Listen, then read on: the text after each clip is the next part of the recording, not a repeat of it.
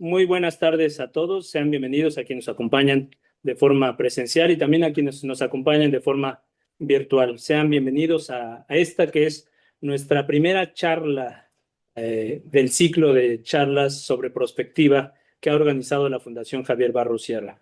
Les recordamos que estas charlas se graban para posteriormente subirlas y publicarlas en el canal de YouTube de la Fundación, en donde quedan de manera permanente para su consulta.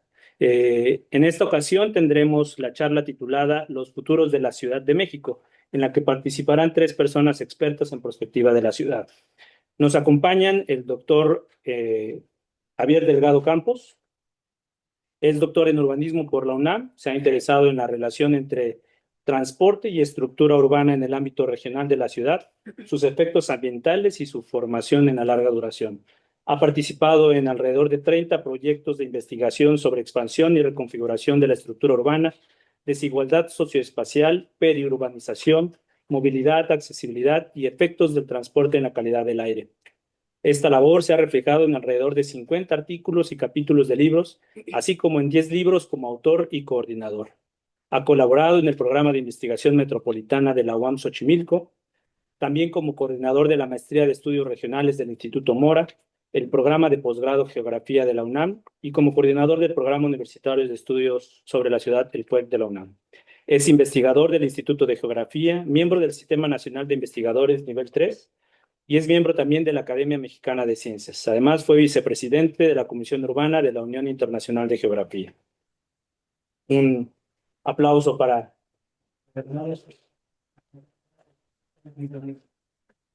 Nos acompaña también la doctora Juliane Boudreau, quien es doctora en estudios urbanos por la Universidad de California en Los Ángeles e investigadora del Instituto de Geografía de la UNAM. Es fundadora de Patio Lab, un espacio de investigación participativa para la incidencia social del Colegio de San Ildefonso. Es codirectora del programa Humanities Urban Future del Canadian Institute for Advanced Research y también es coordinadora de la licenciatura en Geografía Aplicada en la Escuela Nacional de Ciencias de la Tierra de la UNAM. Se ha dedicado a la investigación colaborativa con incidencia social, explorando a través de laboratorios de cartografía participativa cómo las prácticas ciudadanas transforman a la ciudad. En 2022 publicó el libro Mujeres habitando la ciudad, transgresiones, apropiaciones y violencias, en coordinación con Ángela Baca. Este año se publicará el libro La ciudad de la reparación, una epistemología de la calle para la ciudad del futuro. En 2023 fue galardonada con el reconocimiento Sor Juana Inés de la Cruz que otorga la UNAM. Forma parte del Sistema Nacional de Investigadores Nivel 3 y es miembro de la Academia Mexicana de Ciencias. Muchas gracias por su presencia. Un aplauso para usted. Nos acompaña también el doctor Roberto Ramírez Hernández. Es doctor y maestro en economía, especialista en estadística aplicada y licenciado en matemáticas aplicadas y computación por la UNAM. Es investigador del Instituto de Investigaciones Económicas, donde también es director del Laboratorio de Estudios Espaciales y Prospectiva Territorial, del Seminario Permanente de Prospectiva Territorial y coordinador del Seminario de Doctorado para el campo de Economía Urbana y Regional.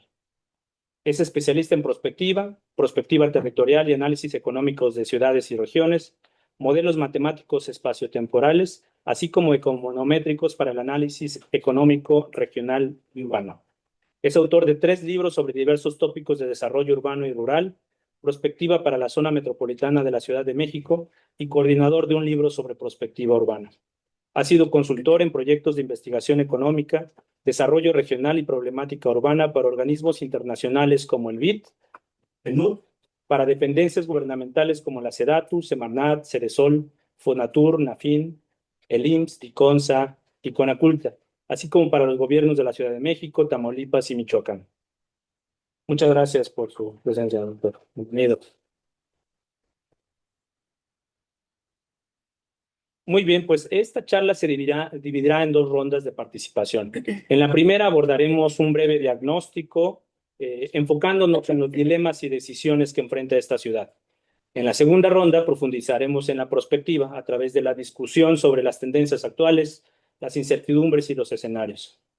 Para dar contexto a esta charla, permítanme mencionar, para quienes no tengan conocimiento, que está en curso una consulta pública para el Plan General de Desarrollo de la Ciudad de México para el periodo 2025-2045. Este proceso es coordinado por el Instituto de Planeación Democrática y Prospectiva de la Ciudad de México, cuya creación, Comisión de Prospectiva, fue impulsada por el ingeniero Javier Jiménez Espriu, presidente de la Fundación, como diputado constituyente de la Asamblea Constituyente de la Ciudad de México.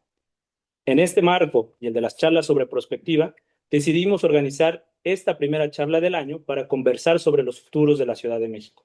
El resultado de esta conversación le será entregado a las autoridades del instituto para que sirva como insumo en la construcción del Plan General de Desarrollo, al que se sujetarán, por cierto, los programas, políticas y proyectos para los próximos 20 años en esta ciudad.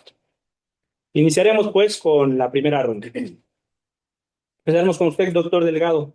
En función de sus investigaciones y trabajos realizados, ¿cuáles son los dilemas y decisiones que enfrenta esta ciudad, pero también sus habitantes y quienes toman las decisiones? Muy bien, pues muchas gracias. Primero, pues agradecer a la Fundación esta oportunidad. Para mí es un gran gusto. Se conoce, la Fundación es un ámbito que se conoce y pues siempre es pues un gusto estar en en lugares donde se pueden extender las ideas. Pues fíjate, cuando me invitaron para la charla, empecé a buscar cuáles serían estos dilemas, los más importantes, y siempre ahí termino uno con la duda de, bueno, ¿cuál es más importante, el agua, que el transporte, que el cambio? Entonces, yo elegí tres, no creo que sean los más importantes, sino que creo que podrían ser útiles para empezar la plática. El primero es esta problemática de la financiarización de la construcción de la ciudad. Cada vez es más claro que el capital inmobiliario tiene una presencia notable en la ciudad y en las decisiones de la ciudad y en la forma de vida de los locales en donde se intervienen, donde construyen sus promociones. Ahora, este tema, pues sí se ha investigado ampliamente. Es un tema que daría para toda una sola charla en sí mismo. Una idea que a mí me parece que aporta mucho para el estudio del tema es la de David Harvey, en donde nos dice que ya es tan fuerte esta nueva fuerza dinámica que ya ha convertido a la totalidad de la ciudad en una plataforma de extracción de plusvalor. Ya no es solamente como la ciudad capitalista del fines del 19, principios del 20, en donde era pues primero la fábrica, luego después las unidades económicas en donde se producía este valor. Ahora ya es todas las ciudades. Este punto de partida me parece que es importante. El segundo sería, lo englobé en lo que se está denominando como justicia socioespacial. Y esto es bueno, en contraposición justamente con este tipo de urbanismo que se está creando con con grandes inversiones mundiales, de las que pues localmente no tenemos mayor injerencia, sino que simplemente pues de repente vemos esto que ya está ahí en nuestro barrio. Y porque además engloba muchos de los conflictos y situaciones críticas que vivimos como habitantes de la ciudad. En cualquiera de los otros temas, como decía yo al principio, puede ser el transporte, la totalidad del transporte, ¿no? De pasar horas al año. Eh, Encontré una referencia hace unos días preparando esta charla en el TomTom. Decía que para Ciudad de México pasábamos al año 7 días de fracción en el transporte para movernos. Es una barbaridad, que ya interiorizamos esa desigualdad, pero eso, desde un punto de vista de la justicia espacial, tendríamos que decir, bueno, a ver qué es lo que estamos haciendo. Y el tercero, creo que también, tampoco estoy seguro que sea el más importante, pero sí ubicar estas discusiones en términos del derecho a la ciudad, justamente para darle cabida a lo que seguramente va a salir en la charla, estos insumos que el instituto necesita para materializar lo que son los derechos de la ciudad. No es un solo derecho, son derecho a la educación, derecho a la salud, derecho al libre tránsito, ¿no? Eh, y en mi opinión, sí, en cada uno de estos rubros, pues tenemos los datos duros que pues verdaderamente serían difíciles de suponer que los vamos a resolver en el corto plazo. Este horizonte de planeación que se están sugiriendo el Programa de Desarrollo Urbano de la Ciudad al 2040, pues lo tenemos ya encima, ya no hay mucho tiempo para eso. Simplemente como un comentario anecdótico, los objetivos del desarrollo que inicialmente estaban planteados para el 2020, pues se tuvieron que posponer al 2030 porque ya no llegaban. Bueno, ya no llegamos y todavía seguimos sin llegar y lo más seguro es que no vamos a llegar, claro, ¿no? Eh, pero, y ya con esto ya termino porque creo que son 3 minutos. Mira, Entre 5 y 6. entonces, un segundo. A pesar de todo bueno, he hablado solamente de las cosas peores, de las cosas críticas, pero por el otro lado, digamos, una perspectiva, pues no optimista, sino una perspectiva que yo creo que tendría que ser de compromiso, es que en cualquiera de los escenarios que seguramente vamos a discutir aquí más al rato, la ciudad tendrá que ser, o sea, no va a desaparecer, seguramente va a colapsar de muchas maneras, pero la ciudad seguirá siendo el lugar en donde se gesten las soluciones, en donde se luche por las soluciones, y por eso creo que todos como interesados en el estudio de la ciudad, pues tenemos sí, una tarea difícil, pero también una oportunidad que pues no voy a, no voy aquí a revisar todas las cosas que se han dicho de la ciudad, pero sí, la ciudad es el origen ¿no? Déjame ponerme cursi, de la civilización, de lo que somos, y también lo será de lo que la salida. Muchas gracias, doctor, por este breve diagnóstico. Doctora Boudreau, en su opinión y en su experiencia, ¿cuáles son estos dilemas y las decisiones que enfrenta la ciudad, sus habitantes y quienes toman las decisiones? Sí, gracias. Gracias también por la invitación. Me da mucho gusto estar aquí esta tarde y pues discutir con los colegas aquí en el conversatorio y bueno, con el público. Em, Voy a empezar, creo, donde dejó el doctor Delgado. Em, no sé si va a ser cursi, pero va a ser existencial. Les hablo un poco del trabajo que hacemos con el programa Humanities Urban Future, que es un programa de perspectiva, de reflexión con expertos pues de ciudades de todo el mundo. Quiero empezar a esa escala porque para nosotros en este grupo de trabajo, em, la cuestión del futuro es una cuestión existencial. Es una cuestión a escala global. Sabemos lo grave que son las múltiples crisis que estamos enfrentando.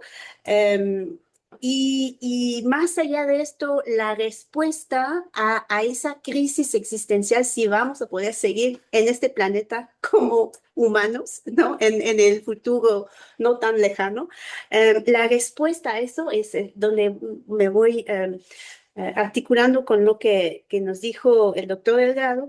La respuesta a nuestro futuro como seres humanos es urbana, ¿no? Entonces quiero empezar como a ese nivel más digamos, no cursi, pero existencial, para aterrizar un poco en pues estos dilemas más concretos que estamos viviendo aquí en la Ciudad de México. Creo que el primer dilema, o no sé si no los puse en orden, pero el primero que voy a mencionar tiene que ver con el momento geopolítico en el cual estamos viviendo. Em, Sabemos lo que pasó hace poco en nuestra región con Venezuela. y pues otras regiones del mundo, pero más a nivel de la Ciudad de México y de nuestro país, este momento geopolítico de conflictos entre grandes potencias del mundo y el giro a la ultraderecha en muchas partes del mundo, incluyendo la América Latina, pues fragiliza nuestra democracia aquí y en el resto del mundo. Estamos en un momento geopolítico en donde la democracia como la conocíamos quizá no es tan asegurada, aún más en una ciudad donde la democracia es muy, muy, muy joven, ¿no? Si pensamos 97, por ejemplo, ¿no? Y eso pues nos lleva a cuestionarnos sobre el proceso de toma de decisión en nuestra ciudad. Y lo que quiero poner en la mesa, especialmente en relación a esta conjetura pues del plan, ¿no? Que está en consulta ahora para la ciudad, eh, cuando pensamos en la toma de decisión en un ámbito democrático, creo que tenemos que pensar en el tipo de información y evidencia que usamos para tomar nuestras decisiones. Um, ¿Qué tipo de información usamos o consideramos legítima para pues, diagnosticar los problemas de nuestra ciudad? Y ahí creo que me gustaría poner en la mesa evidencia y datos y tipo de información que en un capítulo del libro que hicimos en un libro que se llama Periferias informacionales sobre la digitalización de nuestras ciudades, hay mucha información que no llega en forma de cifras o de estadísticas o de datos que son manejables o cartografiables y que en una ciudad como la nuestra, en nuestras periferias hay muchos tipos de saberes que no usamos en nuestros procesos de planificación y de toma de decisión. Y también cuando pensamos en los datos y la evidencia que usamos en la planeación urbana, tenemos todavía mucha dificultad en incorporar la incertidumbre en nuestros procesos de planificación, planeación. Y ahí me gustaría, y lo voy a hablar un poco más en la segunda parte, empezar a pensar no solamente en procesos de consultación, de consulta pública, de participación, que trabajo mucho en mi trabajo académico, pero también pensar la planeación urbana a través de la imaginación, que no es un dato duro para nada, ¿no? Entonces, bueno, pensar este momento geopolítico, pues eso, ¿no? En términos del tipo de información que vamos usando. Veo que se me va el tiempo. Quizá los menciono brevemente los dos otros sin desarrollarlos y lo hago en la segunda parte. El segundo dilema que quería poner en la mesa es la fragilidad de nuestras infraestructuras urbanas, especialmente en términos de mantenimiento y capacidad de adaptación, pues de resiliencia. Y el tercero, la cuestión de refugiados climáticos y migración que vienen y que vemos más y más problemas y dilemas asociados a la migración en nuestra ciudad. Lo dejo ahí. Correcto. Muchas gracias, doctora, por este panorama. Doctor Ramírez, misma pregunta, los dilemas y las decisiones que tienen que tomarse. Sí, pues igual, primero que nada me uno, colegas, agradecer la oportunidad de participar en este muy, muy interesante charla. Los que estamos interesados en la perspectiva vemos esto pues, como una verdadera voz, ¿no? Es un grupo para los que nos gusta mucho trabajar con perspectiva, y más si estamos pensando en la fundación, que realmente a esto se dedica. Creemos que las voces de perspectiva, la verdad, son muy insuficientes, y particularmente en un país como este, que no es un país que tenga una tradición de perspectiva. Entonces, la verdad, yo sí celebro que tengamos el esfuerzo de la fundación. También celebro, y ahorita voy a ahondar en esto, el Instituto, ¿no?, de Planeación Democrática y Prospectiva, no tampoco se tiene ese tipo de tradición en nuestra ciudad en particular. Entonces, cuando me hacen esta pregunta, yo, como mis compañeros también digo, híjole, es difícil porque podemos hablar de transporte, vamos a hablar de agua, podemos hablar de muchas otras problemáticas en la ciudad. Entonces, me sería imposible mencionar tantas en tan poco tiempo. Lo que creo que sí valdría la pena desde mi punto de vista, por las cosas que me ha tocado investigar sobre la ciudad. Yo diría que una de las primeras cosas no solamente es un tema con la Ciudad de México, sino en realidad con la planeación de las ciudades. Es decir, ¿cómo crecen las ciudades en México? Crecen de una manera francamente sin control, sin planeación. Son pocos los casos donde tenemos un verdadero evidencia de que se esté siguiendo un verdadero plan. Los planes existen, son existen.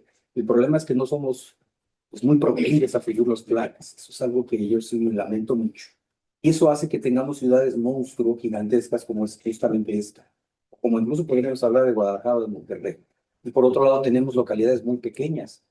En un sistema donde tuviéramos mayor equilibrio desde el punto de vista económico, demográfico, político, deberíamos de tener ciudades un poquito más compactas, ¿no? Ciudades más tendientes a lo medio y no ciudades de 20 y tantos millones de habitantes como estamos actualmente. Entonces creo que eso realmente, yo diría que antes de la Ciudad de México tendría que haber una política que realmente, la política a nivel de Estado, quiero decir, que realmente permita que, claro, eso no estoy diciendo que sea sencillo, ¿no? Lo que digo es que sí es importante plantear cómo equilibrar el sistema urbano del país. Entonces, eso parece que es una primera cosa. Otra que yo pondría es precisamente hablando de esto, pero ya para la Ciudad de México, buscar la forma, los mecanismos que nos permita la ley o que nos permitan otros instrumentos como justamente el instituto que hablábamos al principio, buscar compactar las ciudades a través de controlar la expansión. En el caso de la Ciudad de México, crecemos de manera horizontal, que es una verdadera tragedia en cuanto a, si yo les contara un poco de los costos, ¿no? Un poco por el tema de la economía, lo que significa crecer de una manera horizontal es brutal. Es realmente lo que se busca a nivel mundial, pues, es tener ciudades compactas. Bueno, pues, intentar tener lo mismo nosotros y controlar el crecimiento de la ciudad. Entonces, yo creo que esa es una de las primeras cosas. La otra va de la mano por lo que estoy planteando. Tiene que ver con el tema de la planeación, que vuelvo a decirlo, ¿no? No somos un país, tampoco me parece que seamos una ciudad hasta ahora, hasta recientes fechas, que tengamos, vamos a decir, no es un problema de hacer planes, el problema es ejecutarlos, pues es el tema que no se ve claramente. Desde la propia perspectiva que se hacen los planes, yo siempre he revisado, por ejemplo, sido en el 98 y se han hecho en otras épocas. Y, por ejemplo, la perspectiva que se hace ahí, francamente, pues ni se sigue, ¿no? Y lo único que se hace son pequeñas proyecciones, una formulita matemática y pues ya nadie se preocupa si realmente lo estamos siguiendo o no. Creo que necesitamos otro tipo de herramientas de planeación. Herramientas, lo voy a defender quizá por deformación profesional, pero herramientas más científicas, existen los mecanismos para eso, ¿no? Utilizar herramientas matemáticas, herramientas de otro tipo, mapas, en fin, hay una serie de cosas que podríamos utilizar y que desgraciadamente me parece que no se están utilizando. Entonces, la planeación es muy importante, pero además ejecutarla y utilizar otro tipo de mecanismos, ¿no? Digamos, para poder hacer mejor la prospectiva. ¿Qué sucede si no cumplimos con un crecimiento de una ciudad? Bueno, vemos cómo lo ajustamos a través de los propios modelos, ¿no? Por ejemplo. Y ya nada más para, digamos, para cerrar, que tiene que ver con lo que ya dije, la visión prospectiva que le falta a este país, ¿no? Ya no me refiero solamente a los institutos o al gran esfuerzo que está haciendo la Fundación Javier Barros Sierra, o los pocos que estamos en esta trinchera, sino me refiero a gran escala, eh, procurar en las universidades tengamos esta visión de perspectiva. En otros países están pensando ya están pensando qué va a pasar con sus ciudades en el 2050, en el 2080. Nosotros ni siquiera podemos decidir qué va a pasar dentro de 1, 2, 3 años. Y ahí, de ahí se derivan todos los otros problemas que podríamos platicar ahorita. ¿Qué pasa con el metro? ¿Qué pasa con el agua? ¿Qué pasa con la seguridad ciudadana? ¿Qué pasa con diferentes servicios urbanos? Si tuviéramos esa planeación y la ejecutáramos, no deberíamos estar pensando en cómo solucionar algo que se tuvo que haber solucionado hace muchos años. Entonces, sí es muy importante que intentemos tener una visión prospectiva. Y ahí vuelvo a destacar el papel que hace la Fundación. Creo que es vital. Ojalá que pues en todos lados empecemos a despertar el interés por esto. Pero bueno, pues ahí lo dejo. Muchísimas gracias, doctor, por este diagnóstico. Doctor Delgado, usted nos habló sobre el crecimiento inmobiliario, sobre la justicia socioespacial y también sobre el derecho a la ciudad y a vivirla. En función de ello, ¿cuáles podrían ser algunos de los escenarios, si se toman o no algunas de estas decisiones de lo que usted nos ha comentado? Esa es, esa es una buena pregunta. El, bueno, una parte de la respuesta con respecto a lo primero de la promoción inmobiliaria es que ya está hecha. O sea, no es, lo que estamos diciendo es que se va a poner, se va a incrementar hasta dónde no lo sabemos, pero ya está ahí. Ahora, la cuestión desde el punto de vista de quienes estamos en la prevención es que esas intervenciones, esas promociones inmobiliarias no se hacen en cualquier lado, eligen los sitios estratégicos dentro de la ciudad. Y son estratégicos porque tienen accesibilidad a los medios de transporte, tienen una buena localización para los demás servicios. Y entonces, ya viéndolo como tendencia, lo que está haciendo está reforzando una centralidad que siempre ha existido anteriormente, ya era la ciudad de México nació en un centro fuerte, en la época del siglo XX reforzó mucho esa centralidad, y ahorita ya estamos viendo un tercer, si me lo permiten así, tercer reforzamiento de la centralidad. ¿Qué es lo que va a pasar con eso? Bueno, eh, pues lo que ha estado pasando a escala muy puntual, que es el desplazamiento de tanto, no solamente de personas, que evidentemente es algo que se nota primero, pero también de otras actividades. Entonces salen las unidades económicas clásicas de barrio en pequeña escala, son sustituidas por grandes unidades económicas. ¿Qué tipo de ciudades está resultando de esta forma? Pues sí, una mezcla todavía, pero muy desigual. Aquí ya me pusiste en aprietos porque ¿cómo puedo explicar una zona de gran concentración que ya no es la delegación Cuauhtémoc, ni el centro histórico? El centro histórico es así, y la concentración de empleo, pues si lo medimos por empleo, es así en la Ciudad de México. Y la periferia, que siempre ha habido periferia, ¿no? En Zagualcoyot, Azcapotzalco, ahora la periferia estaba aquí, ahora la periferia está a 100 kilómetros de distancia. Tenemos, tenemos desplazamientos commuters de personas que viven a 100 kilómetros de la Ciudad de México. Y entonces ya son commuters, ya no diarios, porque sería bárbaro, pero son commuters semanales, incluso de más tiempo, que viven a una distancia verdaderamente inhumana, y además no es un lugar de trabajo fijo ni seguro. A veces está aquí, a veces está en Toluca, a veces está, bueno, hemos detectado gente que se cambia a Cuernavaca, en donde encuentra trabajo, y ese es el otro componente. Si hay una financiarización, si hay una promoción inmobiliaria de una magnitud de capital impresionante, y por otro lado tenemos una situación verdaderamente inaceptable de empleo informal cuando lo tienen, ¿no? Hay gente que ni siquiera le puede. Entonces, por ese lado ahora, en la otra parte, no creo que La justicia la justicia espacial. Bueno, mira, eso yo creo que también lo tenemos, y en Ciudad de México tenemos una tradición de organización social al margen de los cauces, vamos a decir, formales, ¿no? Eh, y es un gran legado que tenemos. Ha habido una evolución, una madurez de la sociedad civil.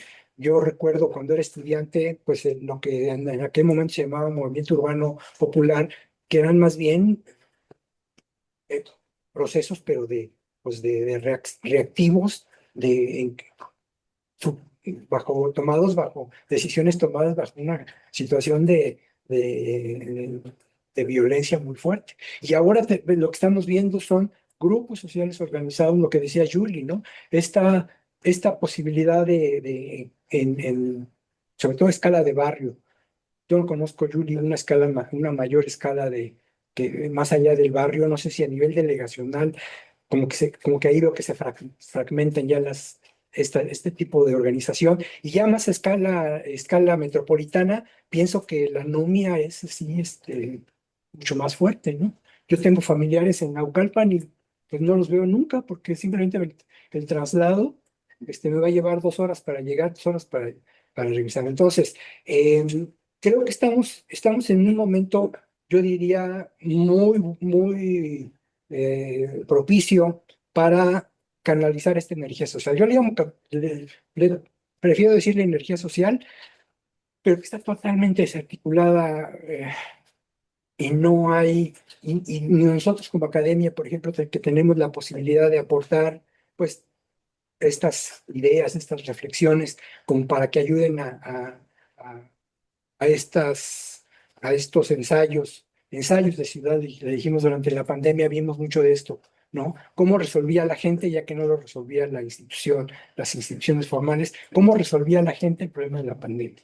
Bueno, esa energía social creo que no desapareció. ¿En qué punto está? No te sabría decir, yo mentiría, no podido seguir esa investigación, pero pues yo creo que por ahí hay una buena beta de ¿Y investigación. cuáles podrían ser los posibles futuros en función de estas problemáticas? Bueno, creo que el modelo de planeación funcionalista, aunque ya le hemos criticado mucho y sobre todo a su herramienta favorita, el zoning, con todas y las fallas, creo que no nos vamos a poder hacerle a ella todavía. No hemos encontrado un modelo que lo sustituya al 100%. El zoning ya sabemos que sí, que no funciona, ha habido muchas críticas a eso, pero no bueno, si no hacemos el zoning, ¿cómo vamos a trabajar? Por el lado del capital, pues se han estado haciendo muchas propuestas, las zonas ¿cómo se llama? De actuación por cooperación, nuestros polígonos de controlar, que sí han servido para conducir, pero los esfuerzos, pero que tienen con capital, los esfuerzos para promover estos barrios, estas acciones de grupos organizados a nivel social, yo creo que todavía falta mucho que caminar. El futuro, el futuro, a ver, y esta cuestión de los futuros, yo creo que eh, va a ser muy difícil que tengamos una imagen, sobre todo consensuada de futuro, como que van a ser varios futuros y como que en algún momento no va a ser un solo modelo el que predomine, sino que va a ser una mezcla, se van a ir combinando, ¿no? En algunos grupos, ¿no? de trabajo se está hablando ya de puntos de inflexión o puntos de bifurcación donde seguimos un modelo que ahorita decimos, bueno, vamos a seguir este modelo, ciudad incluyente, todo esto sí, pero bueno, ¿qué tal si el año que entra, como dice Juni, qué tal si el año que entra aterriza un helicóptero? No, no, que Dios me libre. Pero es que pase algo que diga, oye, no podemos seguir aquí, tenemos que moverle. Bueno, eso que tradicionalmente cae en el ámbito de la gestión. Para eso está la autoridad, ¿no? Para reaccionar. Pero ese futuro, creo que ese futuro, si regresando al tema de cuáles son los futuros, pues ese futuro no tendría que ser solamente la autoridad la que reaccione. Se tiene que incorporar a la gente, no de una manera sola meramente participativa, decir, a ver, dime tus ideas, sino que participen en la toma de decisiones, que nos hagamos responsables también, porque no más yo voy a una de estas sesiones, doy mis ideas y ya me voy a mi casa. Yo creo que ahí es donde todavía no nos falta todavía construir esa manera. ¿De qué manera yo ciudadano, me voy a corresponsabilizar de lo que estoy proponiendo? Lo otro que Si sé. no, yo termino aquí, me dan las gracias, les doy las gracias y ya, ¿no? Pero ¿cómo yo me hago responsable de lo que estoy diciendo? Aplicándome a mí. Muchas gracias. Involucrar realmente a la ciudadanía, no solo en el proceso de definición de los programas, sino en la consecución, seguimiento de los programas. Exactamente. Muy bien. Y la revisión constante y periódica de esto. Muy bien, muchas gracias. Bien, doctor Ramírez, Usted nos habló de cómo crecen las ciudades, de la falta de planeación que ha existido históricamente, no solo en la Ciudad de México, en nuestro país, hasta recientemente con la creación del instituto, eh, pero ¿cómo se pueden imaginar futuros ahora a raíz de este proceso de planeación que se está llevando en la ciudad, que si bien tiene una visión de 20 años, también se tiene la posibilidad de revisión cada 5 años? Estos ejercicios de planeación, ¿cómo se ven? ¿Cuáles serían los futuros en función de lo que nos ha planteado usted? Tiene mucho que ver. Me gustan mucho los argumentos que el doctor Javier Delgado mencionaba. Primero, primero voy a decir otro antecedente, que es hacer planeación, pues en realidad parece algo sencillo y no universo, ¿no? Realmente no solamente se requiere información, no solamente se requiere experiencia, es precisamente desde muy personal el punto de vista y además ilústrico, otra vez el tema de prospectiva. ¿Cómo se hacen los planes urbanos? Normalmente uno hace algún pronóstico, así, ni siquiera estoy hablando de la palabra prospectiva, estoy hablando de pronóstico, que no es lo mismo, ¿no? Me gusta mucho, en algún momento tuve oportunidad y alguien decía, bueno, efectivamente no somos monividentes. Y efectivamente eso es la perspectiva. La perspectiva significa construir escenarios, es decir, probables condiciones en las cuales podría derivar una ciudad, un crecimiento, qué pasa si hago esto, qué pasa si no, etcétera, cómo puedo llegar a tal objetivo. Eso es realmente hacer perspectiva. Y eso es lo que yo no he visto, no veo en los planes en ninguno, ni los de la Ciudad de México ni en otros. Entonces, esto sí sería muy importante pensar, ¿no? Es decir, empezar a construir verdaderos ejercicios de perspectiva.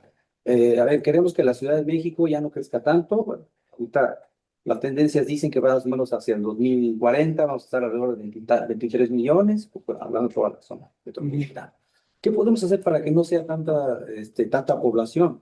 Bueno, ¿qué podemos hacer para controlar mejor el uso de suelo? Es decir, empezar a plantearnos diferentes condiciones que sí podemos controlar como gobierno, que sí podemos controlar como tomadores de decisiones, ¿no?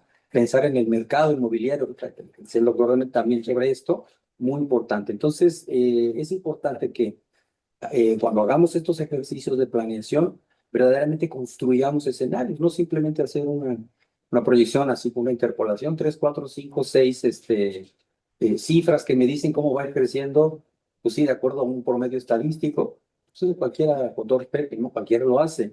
Aquí es muy importante ser más profundos. ¿Qué pasa si tal cosa? Y entonces empezar a jugar con eso en los planes, ¿no? Muy importante. Por eso decía también yo en la primera intervención, que también es muy importante tener las herramientas adecuadas. ¿Qué significa eso? La parte de la discusión es muy importante, o lo que decía el doctor me parece muy importante, la planeación desde un punto de vista participativo. ¿Por qué no consultar con las comunidades? Eso me parece fundamental. Si no se les consulta, pues al rato están invadiendo áreas protegidas, empieza a haber muchas problemáticas que no salen de otra manera. Pero vuelvo a insistir, las herramientas tienen que ser de mayor profundidad, tienen que ser más científicas, ¿no? Apegadas, y en eso yo vuelvo a insistir, ¿no? El tema de la academia, pues sí lo tengo que decir, aunque yo soy parte orgullosamente de la academia, y es precisamente de ahí donde nosotros podemos encontrar muchos ejemplos de cómo herramientas distintas pueden trabajar en eso. Mira, hace no mucho tuve oportunidad de participar.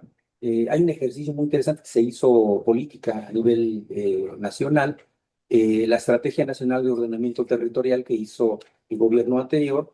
Yo tuve oportunidad de participar en ese ejercicio donde precisamente me tocó la parte de la perspectiva y tratamos de hacer estos ejercicios y fue muy interesante ver cómo las conclusiones fueron distintas a lo que normalmente se hace en los planes, ¿no? Entonces, conclusiones como cuáles, por ejemplo, que decir, ciudades medias, por ejemplo, es muy importante, muy deseable.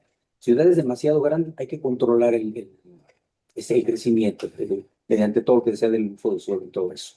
Y estimular el mercado inmobiliario. Es muy importante llevar la actividad económica a diferentes partes. Eso no estoy diciendo que sea sencillo, pero es algo que se tiene que hacer. Sobre todo, atacar lo que tiene que ver con el sur sureste del país, que es donde hemos tenido más problemas. Entonces, cuando tuve oportunidad de hacer este ejercicio en la ENOT, se llama, la estrategia, pues quedó muy claro, quedó muy evidente cómo era importante hacer estos ejercicios de planeación a través de escenarios diferentes. ¿Qué pasa si no hago esto? Bueno, pues el escenario tendencial te dice que vas a tener tal, tal y tal. ¿Qué pasa si mejor hago esto? Entonces, eso es lo que me parece que está faltando en los planes. Y por esa razón, pues insistiré todo este tiempo en lo mismo. Habló también del crecimiento horizontal de las ciudades versus el crecimiento vertical. Sí. ¿Cuáles son estos escenarios realistas para la Ciudad de México? Para la ciudad, De lo que... claro, para la Ciudad de México es complejo, porque ya tenemos una ciudad que ha crecido y crecido y crecido de una manera desmesurada, de manera horizontal. Ahorita que comentaba el doctor también el asunto, ¿no? De cuánto se hace uno, por ejemplo, si uno vive en Naucalpan y le toca ir a trabajar hasta, digamos, hasta San, no sé, a lo La Paz, por ejemplo, ¿no? Se hace 2 horas, 3 horas, es mucho complicado.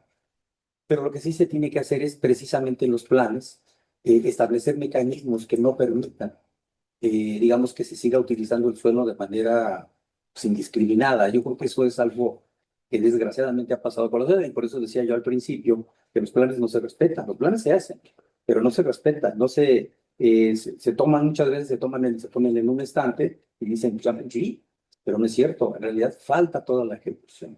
Y hay ocasiones en las que también, por eso mencionaba yo el tema de la sociedad. Es muy importante hacerla partícipe.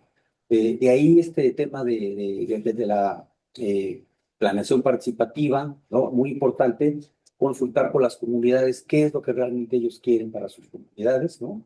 Como parte de esta construcción de esos escenarios. Por esa razón, digamos que haciendo este tipo de ejecuciones, es mucho más fácil controlar el crecimiento de la ciudad y fomentar que la ciudad se convierta en una ciudad de crecimiento vertical, que es lo que desgraciadamente hasta ahora no se ha dado con la Ciudad de México.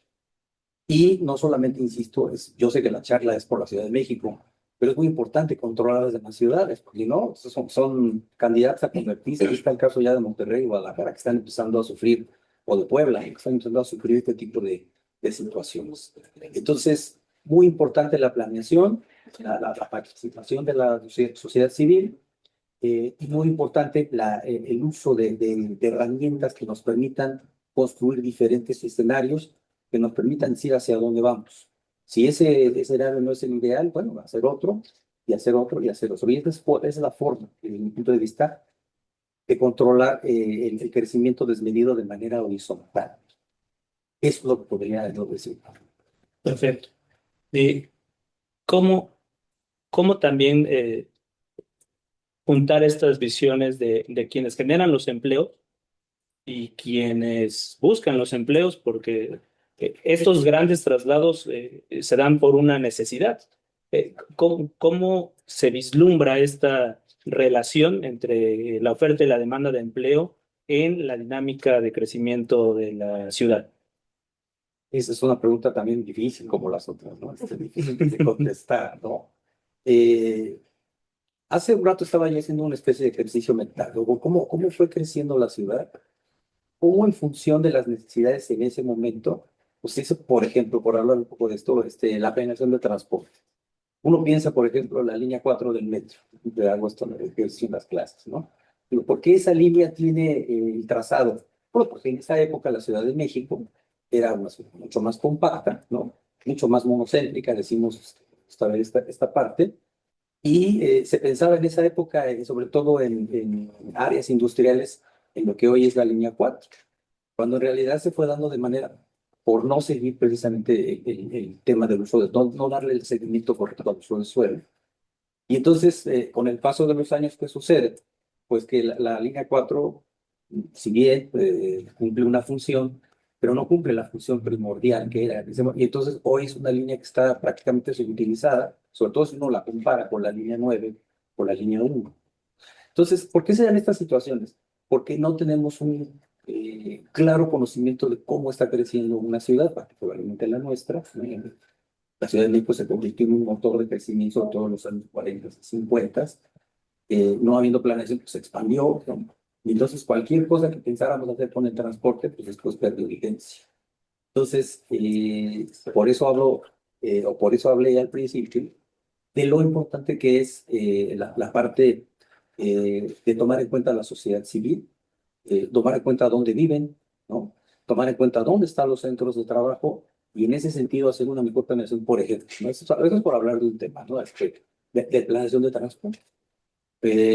Uno se da cuenta, por ejemplo, que estoy hablando de la línea 4, ¿y qué sucede, por ejemplo, con la línea 1 o la línea? Tuvieron que hacer la línea 9 porque simplemente no, los desplazamientos que van de oriente a poniente, pues no dan abasto con la línea 1. Entonces, tienen que utilizar otra línea, que en este caso es la 9, para que hace exactamente en la misma dirección. Y que de todos modos, las personas que viven en el oriente de la ciudad, pues siguen sin darse abasto, ¿no? Entonces, sí es muy importante dónde vive la gente.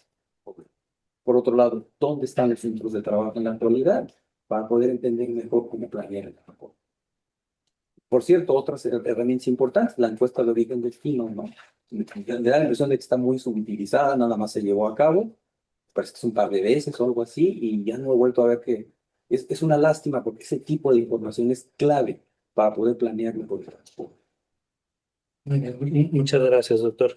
Doctora Kudrow, usted nos mencionó que el pensar en el futuro es una cuestión existencial. Sí. Pero también nos dijo que imaginar no genera datos duros para poder planear. Es algo complicado el poder hacer estos ejercicios cuando estamos tan acostumbrados a tener el dato estadístico que nos permita hacer estas intervenciones con la sociedad, con las comunidades. A veces te da datos cualitativos, pero que pasarlos a una base de datos o algo que te permita explotarlos es diferente. Pero también nos habló del problema geopolítico que vive el mundo y particularmente nuestra región.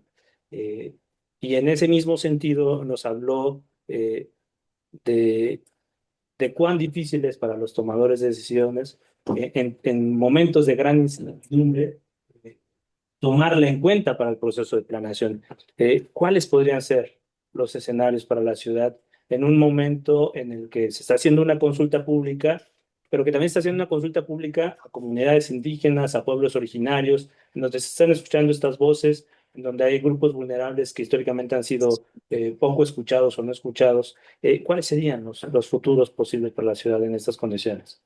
Pues para empezar, está muy bien que se haga una consulta pública, pero eso justo es el problema para regresar a la cuestión no se implementan los planes. Es que hacer una consulta para crear un plan que va a quedarse fijo durante 5 años, no, es que tenemos que pensar no solamente en una imagen, un plan, un documento que después es imposible implementar, pero más bien pensar de manera múltiple, ¿no? Y entonces multiplicar las imágenes, los planes, ¿no?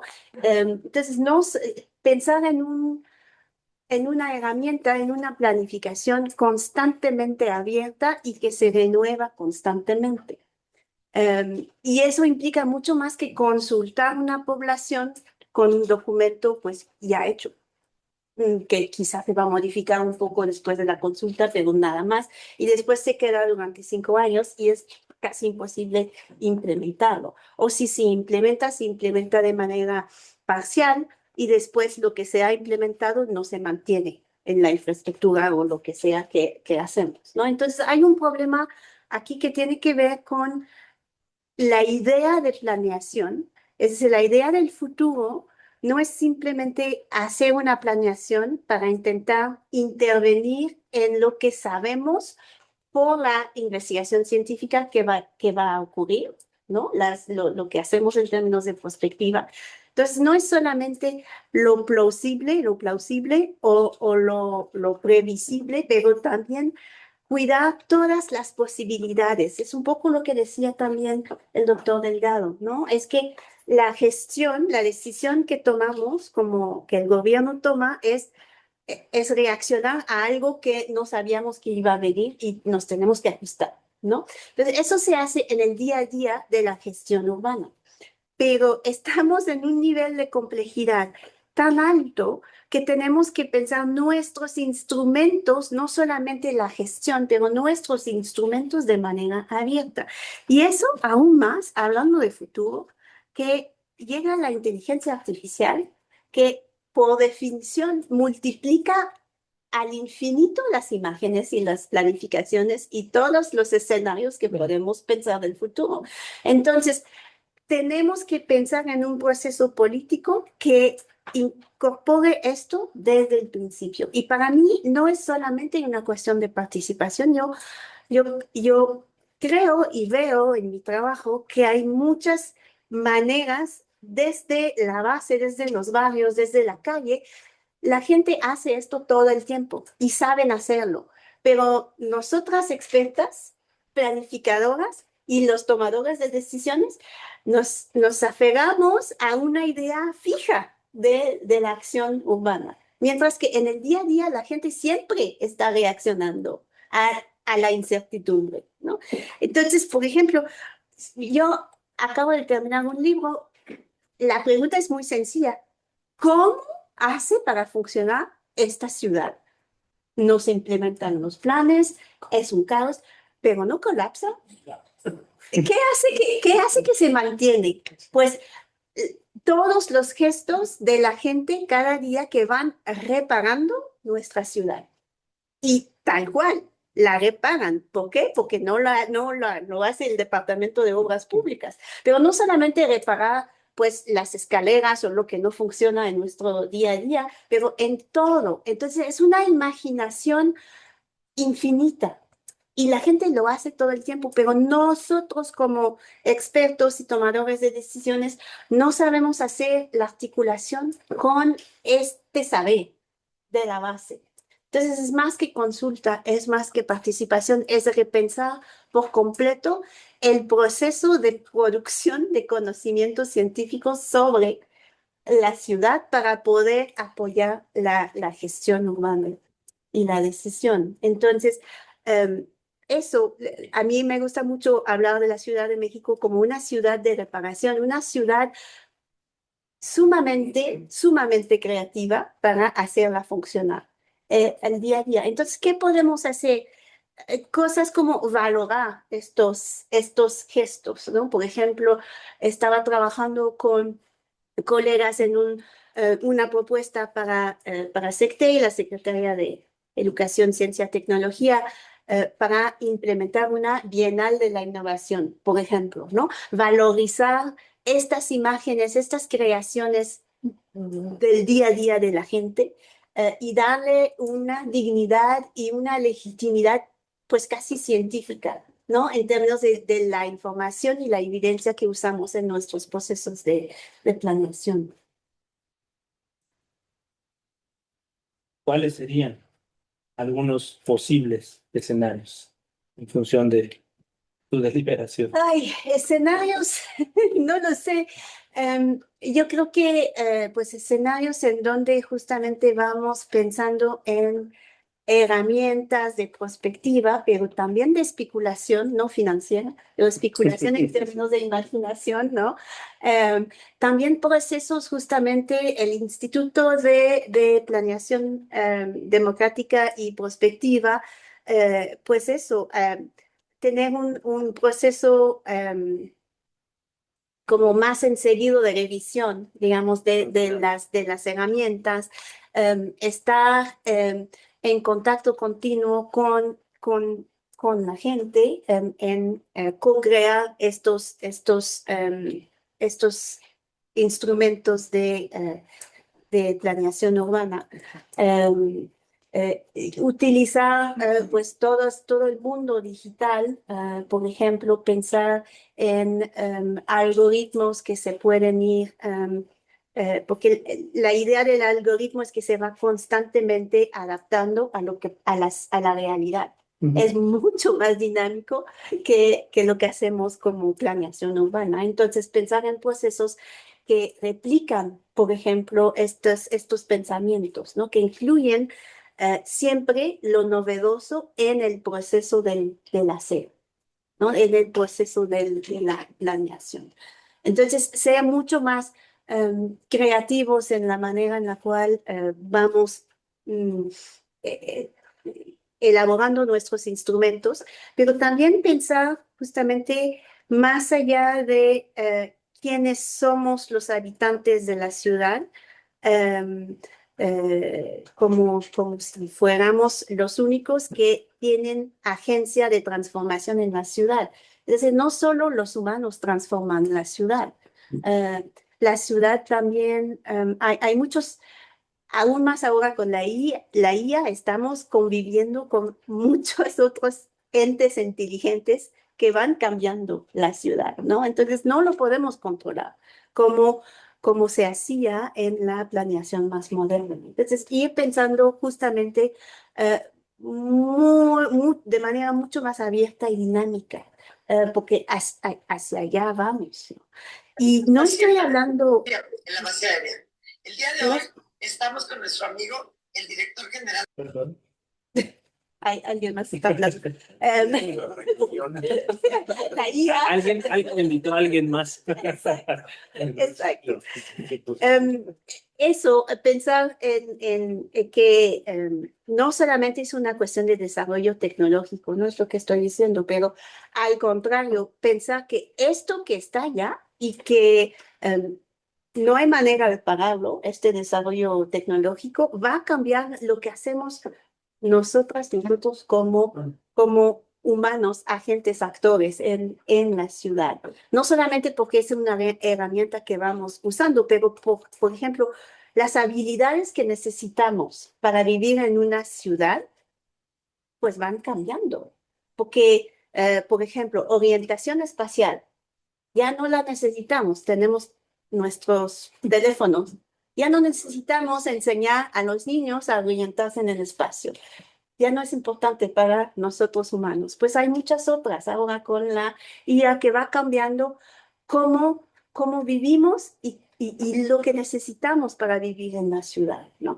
Y entonces tenemos que pensar, pensar mucho más allá de lo que conocemos de la planeación urbana y ser creativos y buscar herramientas y saberes que no entran en lo que se puede manejar en una base de datos o en un mapa, explotar estos instrumentos mucho más allá de lo que pueden ser. Y eso crea, por supuesto, mucha incertidumbre porque no tenemos nada fijo en el cual agarrarnos para tomar las decisiones, pero por definición es lo que es la cibernética, es lo que es la inteligencia artificial, es lo que es cualquier proceso de decisión dinámica.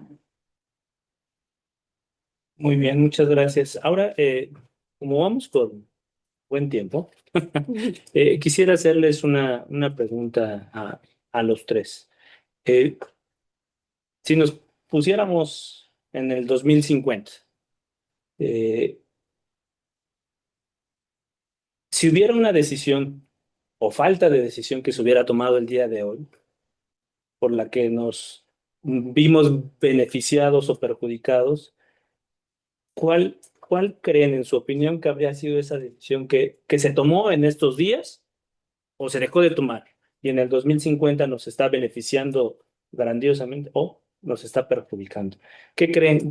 ¿Qué decisión o decisiones son estas que, si no las tomamos ahorita, ya no hay vuelta atrás? O sea, entre más nos retrasemos, se complica más este escenario. ¿Quién quiere responder primero? Adelante, adelante. Para ahora sí seré.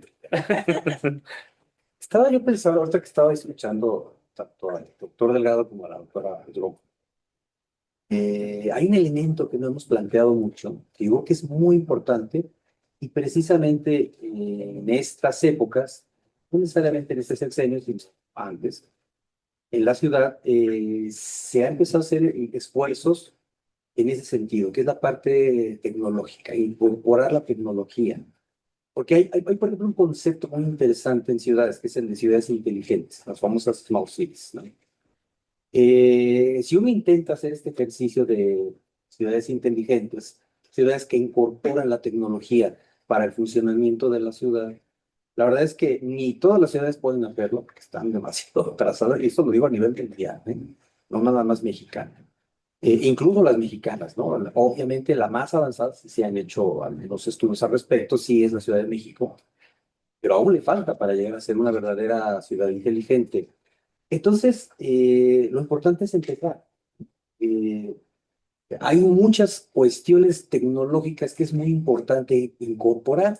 Pues ahorita que la doctora hablaba de la inteligencia, ese es un gran elemento que seguramente todas las ciudades van a incorporar tarde o temprano.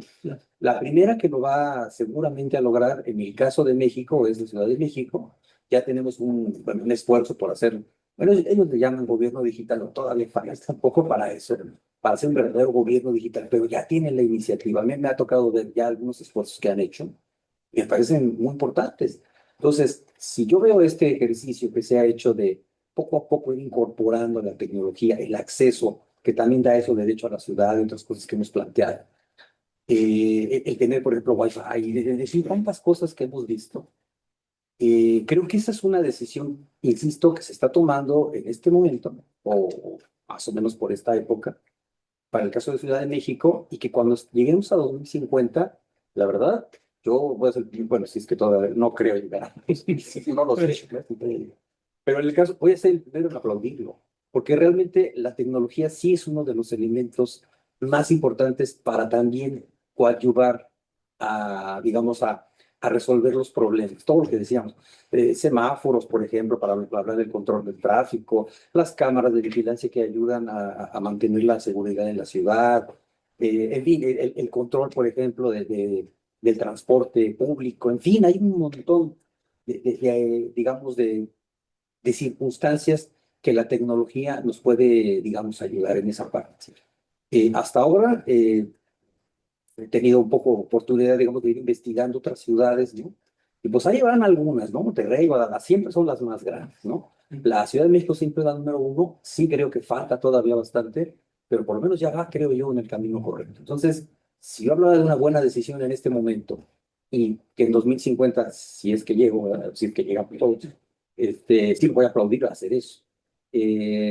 Pensar que la tecnología es uno de los grandes, no es el único, desde luego, pero sí es uno de los grandes elementos que necesitamos para mejorar la ciudad, yo diría que en todos términos. Perfecto, muchas gracias. La incorporación de la tecnología como un habilitador. Muchas gracias. Yo diría que esa decisión tendría que girar alrededor de configurar o darle forma a esta inflexión que hablamos hace rato, en el sentido de reorientar la ciudad en otro sentido. Eh, y, y gran parte de ese giro, de esa inflexión, tiene que estar en términos de cómo replantear la planeación urbana en una economía de mercado. Porque tenemos muchas buenas soluciones en el transporte y así en todos los campos, que es otra cosa, ¿eh? La ciudad tiene que ver con todo, no nada más con Claro. 6 rubros, ¿eh? Con todo, con la filosofía, con todo. Entonces, pero al estar desenvolviéndose en una economía de mercado, se vuelve mercancía. Si no si no se mercantiliza tu idea, pues qué lástima, joder, pero buena idea, no sé qué. Y eso yo creo que ya difícilmente se va a poder mantener. En el caso del agua, por ejemplo, a mí, no hemos hablado de eso, pero ya hemos tenido señales del día cero. Pensábamos que la cuestión del agua iba a explotar en 20 años y luego de repente ya tuvimos varias estaciones donde nos quedamos sin agua una semana y parece que no pasó nada, o sea, pero eso no se va a poder sostener en 15, 20 años, ¿no? Seguimos utilizando el mismo modelo de abastecimiento de agua transcuenca, que es otro factor que estoy empezando a encontrar en la literatura, esta inercia de las soluciones. A pesar de lo que dice Julie, me encantó, Julie, lo que dijiste sobre la ciudad reparadora. Muy bonita idea. Vamos a esperar el libro con ansia. Y sí, Carlos, yo creo que la tecnología, yo soy un fanático de la tecnología, pero no puede ser solamente la tecnología la que lo va a dar. Eh, ay, Eso es con cuestión del agua. A mí me preguntan, bueno, a ver, si ya no le quieres apostar al trasvase, al abastecimiento trasvase, ¿cómo? Uy, pues sí está difícil, pero ya no puede ser el tubo ese de, ¿qué diámetro tiene, ingeniero? El túnel sí, el del sistema Cusamala que atraviesa No, es un conjunto de ductos. pero hay una foto que a mí me impresionó donde está un obrero parado Sí, y está el diámetro, no cabe, o sea, digo, no, por supuesto, sí cabe, pero bueno, ya no podemos seguir trayendo el agua así porque, Claro. ¿no? Bueno, en términos del transporte, no, pues ya hoy 6 horas, 7 días al año, 3 horas, 7 veces al día. De veras le vamos a decir, bueno, a ver que aguanten 9 horas, es de 9 días, o que aguanten, ¿qué? Tenemos alrededor de 10 millones de coches registrados en la zona metropolitana, 10 millones, y cada año se sigue vendiendo.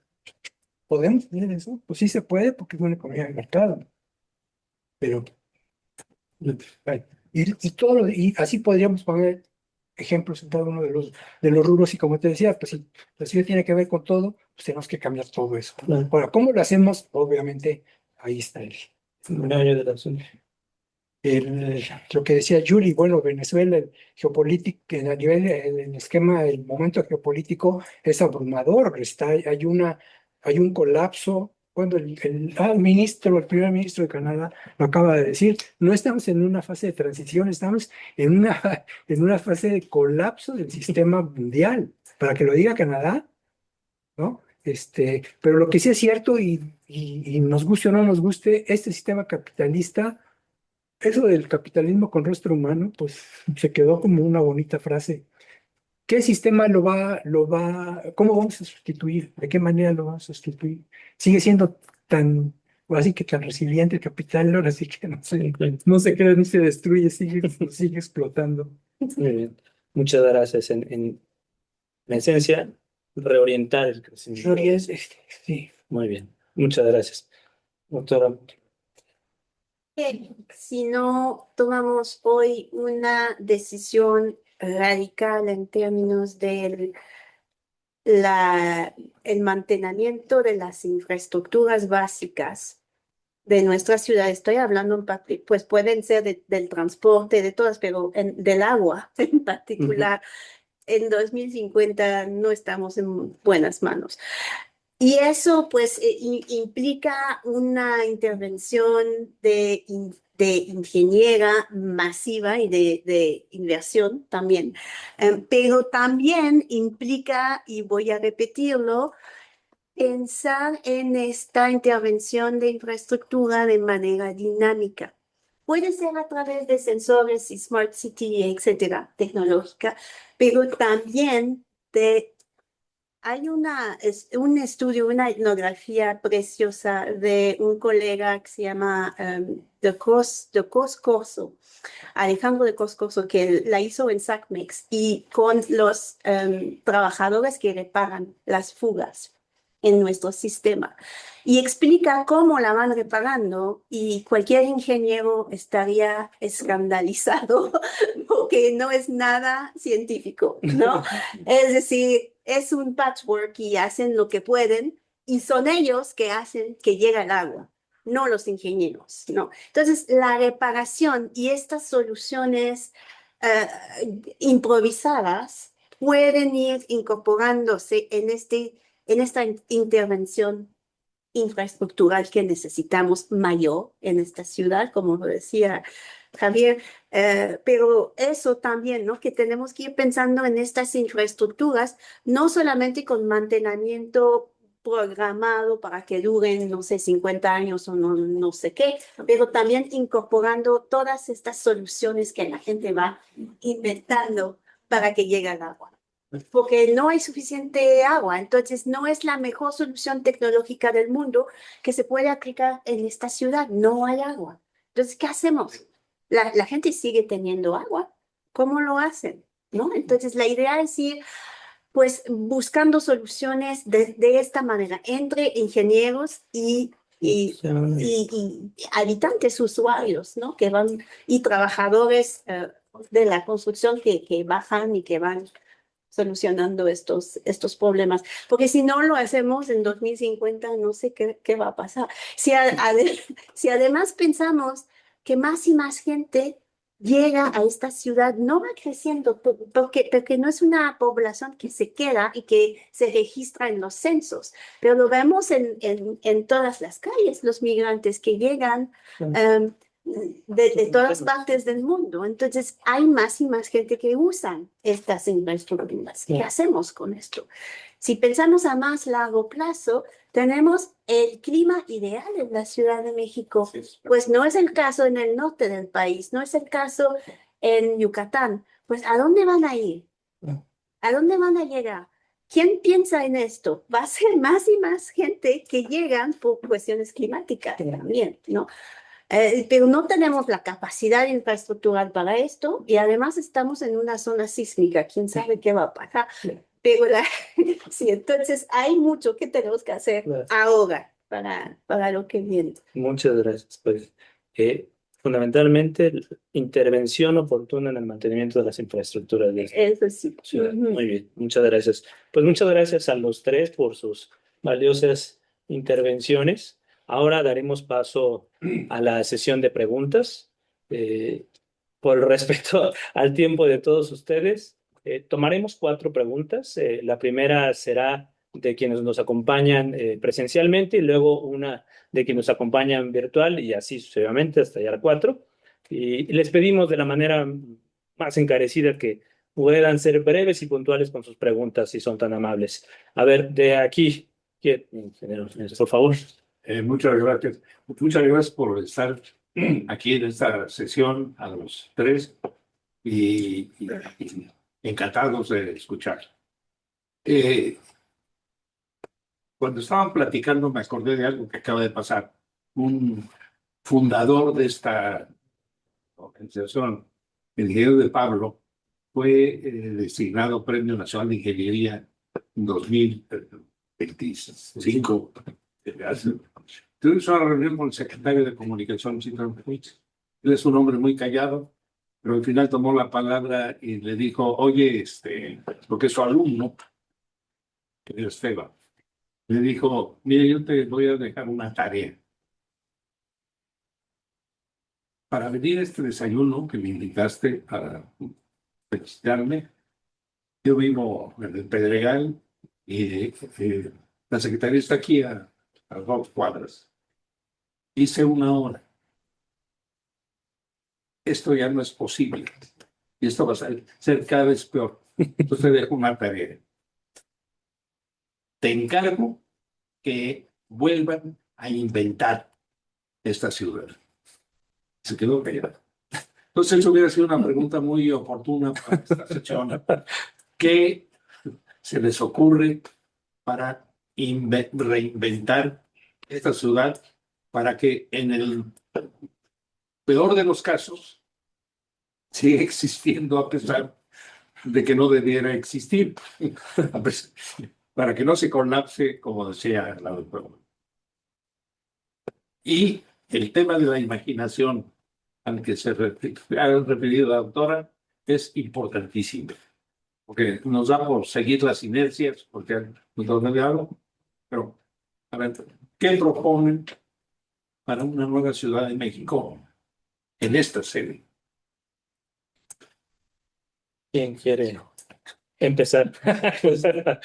¿Y qué contestó el ingeniero de Pablo? No, le dejó la tarea al secretario. ¿Y qué contestó el secretario? Se quedó mudo. Ah, pues yo también. Pues yo diría A ver, para empezar, no podemos buscar la ciudad perfecta. Es decir, esto que siempre queremos como urbanistas ¿no? Queremos diseñar la ciudad perfecta, inventar la ciudad perfecta. Nunca va a ser perfecta. La ciudad está perfecta en su imperfección, ¿no? Pero sí atender las problemáticas más urgentes. No estoy diciendo hacer nada, pero digamos, reinventar la ciudad, qué proponer. Yo creo que sería un proceso, una institucionalización de un proceso participativo para hacerla, por ejemplo, para una idea. Muchas gracias. ¿Alguien más quiere? Pues es una pregunta, francamente, es un despropósito. Casi como si me dijeran, oye, tú estudiaste matemáticas, ¿qué tienes que hacer para hacer eso y ser, no sé, un barrista, por ejemplo? Pues tendría que volver a nacer. Entonces, tratando de contestar esto de manera seria, yo coincido mucho con la doctora. Tenemos la ciudad que tenemos y eso es algo que no puede cambiar. Lo que sí es cierto es que debemos hacer un recuento de los errores que hemos cometido, eso sí, para no repetirlos. Sí. Y por eso otra vez el tema de la planeación. Vuelvo a decirlo, yo sí celebro que tengamos un instituto. Yo no recuerdo, hemos tenido consejos y hemos tenido otras cosas, pero ahora tenemos un instituto, está tratado de hacer, lo primero es no repetir errores. Y para no repetir errores, pues es la consulta con expertos, la consulta con la sociedad civil o las universidades para saber exactamente dónde cometimos errores. Hoy, por ejemplo, es un tema muy a debate, pero por ejemplo, el entubamiento de los ríos en la Ciudad de México, que antes en un momento, no, es que con eso resolvimos todos los problemas. Oh, bueno, pues sí, pero también eso nos causó muchos problemas. ¿Cómo desentubo los ríos y vuelvo a poner el río Churubusco? Yo quisiera saber cómo. Pero lo que sí podemos hacer es quizá no seguir las mismas políticas. Entonces, eso creo que es muy importante hacerlo. Y vuelvo entonces al tema ya que ya hemos planteado aquí todo, sobre el tema de la planeación. Es muy importante hacer planeación, pero hacer planeación seria, en el sentido de no solamente que se convierta en un documento, sino que realmente ejecutar. Eso es lo que yo considero muy importante, las herramientas, ya todo lo que hemos dicho hasta ahora. Pero eso para mí es muy importante. Y dos, yo me quedo con este comentario, ¿no? De la, ¿cómo decía? Yo dije ciudad recipiente, usted dijo me encantó ese término, porque eso es cierto, ¿no? Hay veces que un ingeniero no tiene ni idea con todo respeto. Sin embargo, llega un trabajador y dice, pero mira, muévele acá. Sí. Esa creatividad que tenemos, yo digo que lo ubicamos en primera instancia, pero en realidad cualquier persona, yo a veces pienso en los buzos, por ejemplo, que están reparando, por ejemplo, una inundación, hemos tenido esos problemas muchas veces, la verdad es que es gente más que valiosa. Es muy importante entender que la ciudad se repara a sí misma, ¿no? Entonces, por eso me gusta eso. Si tenemos esa paciencia para ir resolviendo los problemas, yo insisto en la parte, no dije que fuera tiempo, ¿cierto? ¿No? Pero sí es muy importante la parte de incorporar la tecnología, no repetir errores, utilizar herramientas de perspectiva y de planeación efectiva. Yo creo que la ciudad tiene un futuro distinto. Transdisciplina, ingeniero. Creo que la dificultad para decir cómo reinventar la ciudad es porque un ingeniero diría una cosa, ¿no? Un artista, un pintor diría otra cosa, el médico, el abogado, porque así nos tocó esta época de especialización, ¿no? Decía, en algún momento leí un cachito de Ortega y Gasset, donde decía que el especialista Sabe todo de era un sabio de una parcela de realidad y un gran ignorante de todo lo demás. No, nos cuesta trabajo responder eso porque nada más sabemos un cachito. Entonces, pues sí, todos decimos, y yo también desde hace tiempo, pero no lo hacemos. Entonces yo creo que una respuesta transdisciplinaria, pues quién sabe cuál sería para empezar, ¿no? Pero yo creo que sí los dos factores que mencionas, el de Yuri me gustó, porque déjenme decirle, Yuri es muy, eh, ¿cómo se dice? Sí, modesta, ¿no? Pero Yuri tiene una línea de investigación en el instituto que es muy poco atendida y que es justamente esta parte, digamos, cualitativa de la geografía urbana. Y no hay mucha gente que lo haga.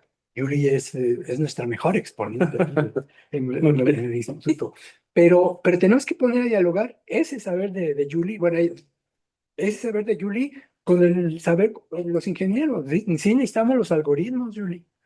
Sí, Claro. y necesitamos también a los artistas, porque es otro tipo de sabiduría. Muy bien. No contesté, pero No, gracias. Ahora vamos a una pregunta de De quienes nos acompañan virtualmente, veo la mano levantada del doctor Antonio Alonso Concheiro. Adelante, doctor, si puede encender su micrófono, por favor. Hola, buenas noches. Yo tengo un comentario que me parece que es importante. Eh, Se ha hablado hasta ahora de la Ciudad de México como si la Ciudad de México fuese en sí misma ya la que puede tomar decisiones sobre todo. Y eso cada vez es menos cierto.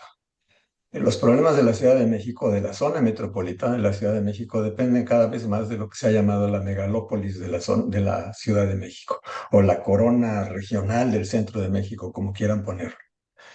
Eh, Primero. Segundo, yo creo que el problema central de la Ciudad de México o de la zona metropolitana es que no ha sabido definir cuál es su vocación. Y tiene todas las vocaciones. Y por ende la infraestructura para satisfacer, aunque sea de manera poco eficaz y con muchas deficiencias, todas las vocaciones. Es el centro político de este país, es el centro cultural de este país, es el hub de transportes de este país, es el centro financiero de este país. Y tiene que satisfacer todo eso con del desarrollo de infraestructura tan variada como pueda. Si ustedes quitan el que sea, el que tenga la vocación de ser el centro político del país, están eliminando de la Ciudad de México del orden de 3 millones de personas entre los empleados del sector federal y los empleos indirectos que correspondan a los servicios de esos empleados. Esa descentralización o desconcentración del gobierno federal se ha planteado más de una vez, pero no somos capaces de hacerlo. Hay lugares como Acapulco que no crecen necesariamente como podrían crecer porque no tienen infraestructura médica. ¿Qué pasaría si en la Ciudad de México decimos, no sueñen, no va a haber más agua? Hay la que hay y nada más. Si crece más la población, habrá quienes se queden sin agua. Yo estoy seguro que habría una expulsión importante de personas que pudieran pagar irse a otro lado y que no van a tener agua en la Ciudad de México y podrían tenerla en otro lado. Creo que fue Roberto quien mencionó el que la Ciudad de México se había extendido mucho y que tenía una superficie demasiado grande. A ver, nada más para ponerlo en contexto. En los últimos 60 años, la densidad de población de la zona metropolitana ha sido entre 12.8 y 11.3 mil habitantes por kilómetro cuadrado. Eso es la tercera parte de la de Beijing, es cierto, Beijing está mucho más construida hacia arriba, pero es similar a la de Tokio y es casi el doble de Toronto o de Londres y es 4 veces mayor que la de Los Ángeles, así que no está tan extendida. Ha crecido para arriba mucho más que Los Ángeles, más que Toronto y más que Londres y ha crecido casi igual que Tokio.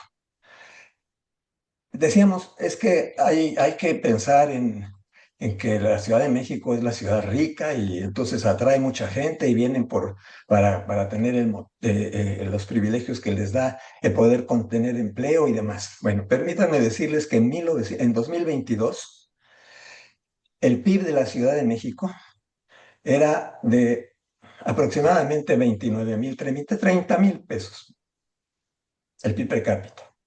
Hay otras 16 zonas metropolitanas y metrópolis municipales del país que tienen un PIB per cápita mayor. Esas seguramente serán las ciudades que tendrán atractivo. Y yo no creo que siempre siga siendo la Ciudad de México la que va a tener el atractivo de venir aquí para buscar empleo. Al revés, cada vez va a haber menos disposición de servicios y de beneficios y es muy probable que ocurra lo que ha ocurrido con otras ciudades, que empiecen a perder población. Ello ya ha ocurrido en entornos diferentes a lo largo de la historia de la Ciudad de México. Y por eso hay quienes hablan que para poder aprovechar la infraestructura que tiene la zona centro de la Ciudad de México, hay que repoblarla, porque ahí está construida la infraestructura que se requería para una zona metropolitana habitada y hoy es la infraestructura que pueden disfrutar quienes transitan por la zona centro de la ciudad. Entonces yo creo que tendríamos que repensar algunas medidas que hiciesen que la gente no pensase que se van a arreglar los futuros fácilmente nuevamente, de manera igual o similar a como se ha hecho en la historia, sino al revés, que cada vez va a ser más difícil que tengan lo que quieren tener. Y segundo, que sí debiéramos de definir cuál es la vocación o las vocaciones que le queremos dar a la zona metropolitana. Muchas gracias, doctor, por su comentario. ¿Alguna pregunta de quienes nos acompañan presencialmente? Adelante, por favor. Sí, sí, puede mencionar su nombre y de dónde viene para Sí, Marco de la ONU, del Instituto de Planeación. venir. Tenía una duda respecto del estado del arte un poco del urbanismo y de las disciplinas de ustedes en cuanto a lidiar con la incertidumbre.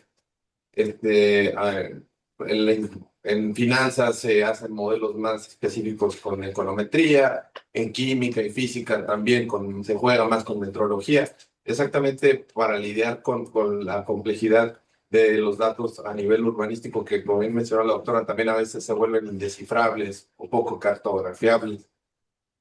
Y algo se me ocurrió también sobre modelos basados en agentes, tal vez, pero en sí, ¿cuál podría ser a día de hoy la mejor herramienta posible del urbanismo como para lidiar con esa incertidumbre, más con instrumentos que estamos viendo a 15, a 20 años? Esto, pues. ¿Alguien quisiera responder? Bueno, lo que pasa es que también de los comentarios que hizo el compañero que está también vale la pena hacer Claro. una réplica. Adelante. Si me permite, Claro. me gustaría hacer un poco una reacción a esto que él dice, donde dice, bueno, la Ciudad de México pues no está tan extendida, bueno, no es, digamos, hay otras ciudades que tienen, sí, es cierto, está el caso de Tokio, y hasta donde sabemos, ha sido un problema terrible que ellos tienen también, en términos de transporte, hay que ir hasta las decenas, eso no son inventos. El problema es que si las ciudades crecen de manera horizontal, en que se incrementan los costos. Ese es el problema real, ¿no? Es farma suelo y cada vez más bueno, ustedes mismos pusieron los ejemplos, ¿no? De que si antes me tardaba hora y media en atravesar la ciudad, después me tardo 2 horas, después me tardé 4. Y esto, por cierto, ya lo podemos platicar, pero también eso da lugar a fenómenos muy curiosos como el co-living y los estudiantes que no pueden trabajar hasta los se rentan un departamento para el fin de semana irse con su familia hasta el otro lado de la ciudad, ¿no? Entonces, se dan fenómenos muy curiosos y que realmente lo único que dan es evidencia de los costos crecientes que la ciudad tiene. Esto que también comentaba sobre el tema de que la ciudad está cada vez digamos, en un término de, es cierto, la ciudad cada vez crece menos. En economía decimos a estos rendimientos decrecientes. En realidad, la ciudad sigue creciendo, pero cada vez a tasas menores, lo cual también es una evidencia muy clara de que algo se tiene que hacer, ¿no? Más allá de que existan ciudades como Tokio y estas que se mencionan, bueno, también ellos están afrontando estos problemas, ¿no? Ninguna ciudad demasiado extendida es recomendable en ningún término. Eso sí, con todo respeto, le tengo que decir. Ahora, esta pregunta que hace nuestro compañero, pues a lo mejor es un poco más para mí, por la otra vez, ¿no? Por la deformación profesional.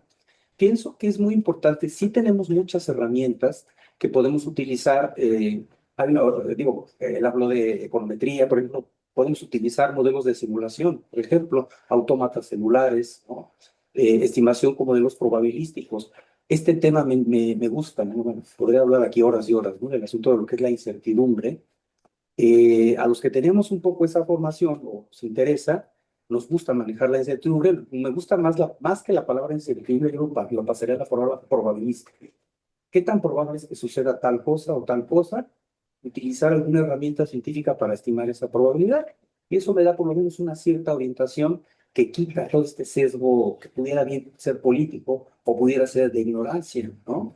Entonces, creo que es muy importante utilizar ciertas herramientas y hoy en día ya es posible hacerlo. Solo los autómatas, que es una, bueno, yo tuve oportunidad de utilizar una para el caso de Ciudad de México y la zona metropolitana al 2040, pero también he tenido oportunidad ahora cada vez más creciente de invitaciones para trabajar estas mismas herramientas en otras partes del país, ¿no? Por ejemplo, en Guadalajara o, por ejemplo, en otras partes. Entonces, yo creo que sí es importante el uso de estas herramientas, sobre todo porque, uno, se maneja adecuadamente la probabilidad y dos, quita estos sesgos que pudiera haber de tipo personal, político, de valores, etcétera, ¿no? Entonces, yo sí considero que es importante y es perfectamente factible utilizar.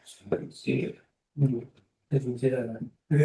Sí, sí, gracias. Mira, yo en lo personal como investigador he utilizado dos métodos. No son exclusivamente cuantitativos, son mixtos de cuanti y cualitativos. Uno para la expansión urbana, que fue el primero que utilicé al principio de mi carrera como investigador, y otro que me ha costado más tiempo elaborarlo, es un modelo, vamos a llamarle apoyado en la larga duración de Bourdieu. Ahorita lo explico un poco más.